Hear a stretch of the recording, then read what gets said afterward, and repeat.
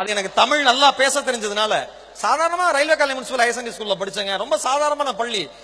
11வது வரைக்கும் கிட்டத்தட்ட தூக்குச்சட்டியில தான் நான் சாப்பாடு கொண்டு போயிருக்கேன். என் ஃப்ரெண்ட்ஸ் எல்லாம் கிண்டல் பண்ணுவாங்க, என்னடா தூக்குச்சட்டியில சாப்பாடு கொண்டு வரேன்னு. டேய், சாப்பாடு இருக்கேன்னு எனக்கு சந்தோஷம், அது எதுல வருதுன்னு எனக்கு வருத்தமே கிடையாதுன்னு நான். அதனால நீங்க எதை பத்தியுமே கவலைப்படாதீங்க நண்பா. உங்க தலைமுறையில நீங்க வாழ்ந்து, நான் பெருமையா சொல்லுவேன், நான் சம்பாதிச்ச எங்க அப்பா அம்மா கார் வாங்கி கொடுத்தேன், நான் சம்பாதிச்ச எங்க அப்பா அம்மாக்கு வீடு வாங்கி கொடுத்தேன். ஒரு தாய் தந்தையரின் முகத்தில் தன்னுடைய குழந்தைகள் நன்றாக இருக்கிறது என்கிற சிரிப்பு மாதிரி ஒரு உலகத்துல மகிழ்ச்சி எதுவுமே இல்ல. ஒரு சின்ன விஷயம் சொல்றேன், 2 பேரை நீங்க வாழ்க்கையில ஏமாத்த ட்ரை பண்ணாதீங்க. என்னோட எக்ஸ்பீரியன்ஸ்ல சொல்றேன். அம்மா அப்பா, வழக்கமா அம்மாவோட அன்பு எல்லாருக்குமே தெரியும். ஆனா அப்பாக்களின் அன்பை பற்றி இந்த உலகம் பெரிதாக பேசுவது கிடையாது. அப்பாக்களின் அன்பு அம்மாவின் அன்பை விட 1000 மடங்கு பெரியது என்பதை அப்பாவை நேசிப்பவர்களுக்கு நன்றாக தெரியும். ஒரு குழந்தைய ஒரு அம்மா தன்னுடைய இடுப்புல வச்சு தூக்குவாங்க, கட்டி அணைச்சுக்குவாங்க. ஏன்னா தன் குழந்தை, என்னோட கரங்கள்ல இருந்து வெளியில போயிடக்கூடாது, அவனை பாதுகாப்பா வளர்க்கணும் அப்படின்னு. தான் பார்த்த உலகத்தை மட்டும் தன்னுடைய குழந்தையும் பார்க்க வேண்டும் என்று நினைப்பவள் தாய். ஆனா ஒரு தந்தை குழந்தையை தூக்குகிற பொழுது தோள்களில் வைத்து கொண்டாடுவான். ஏன் தெரியுமா? தான் பார்க்காத உலகத்தை கூட என் குழந்தை பார்க்க வேண்டும் என்று நினைப்பவன் தந்தை.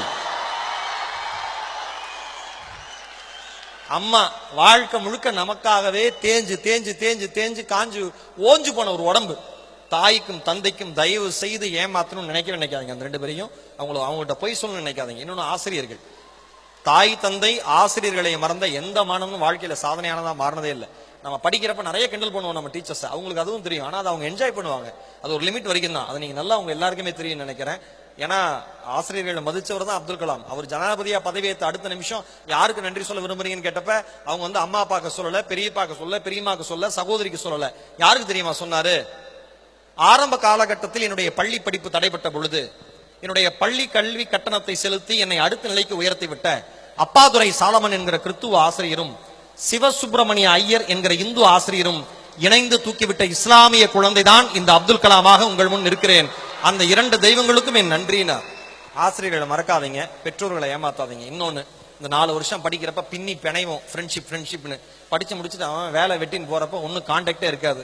நல்லா ஞாபகம் வச்சுங்க, உங்களோட படிக்கிற ஸ்டூடெண்ட்ஸோட கான்டாக்ட, ஃப்ரெண்ட்ஸோட கான்டாக்ட வலிமையா வச்சுங்க.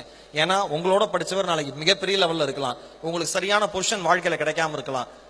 நீங்க உரிமையா போய் கேட்க முடியும். அவர் ஒரு CEO ஆயிட்டாரு, இன்னும் நீங்க கரெக்டான போஸ்டிங் போல, நண்பா நான் இன்னும் கஷ்டப்படுறேன்டா அப்படின்னா உங்களுக்காக உதவுகிற முதல் கையாக அந்த நண்பனுடைய கை மட்டும்தான் இருக்கும்.